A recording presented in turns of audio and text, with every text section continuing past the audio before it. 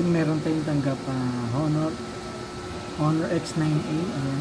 So pag tumatagal, nagbi-blink, tumatagal. So ito, papalitan natin siya ng LCD. Ang ilalagay natin with frame na. So check natin. Ayan, so nagaganyan na siya pag tumatagal. Minsan nag-o-okay naman, pero ito LCD issue na yan. So okay na. So pag ganun kasi kadalasan, LCD na yan.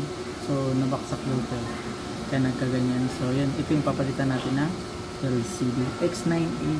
Ayun, ang ipapalit natin yung with frame na LCD ng Honor X9A. Ayan, so with frame, kasama na yung pinaka frame nya. So hindi na tayo magbabaklas ng LCD. And sa mga gusto mag-order, ilalagay ko na lang dyan sa yellow basket yung LCD.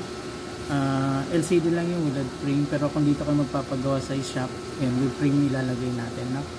So tara. Ayan, ito yung nangyayari sa kanya, no? Habang tumatagal, line na. Pero pag ano na naman, nagiging okay, so yun yung problem niya. So babaklasin na natin to.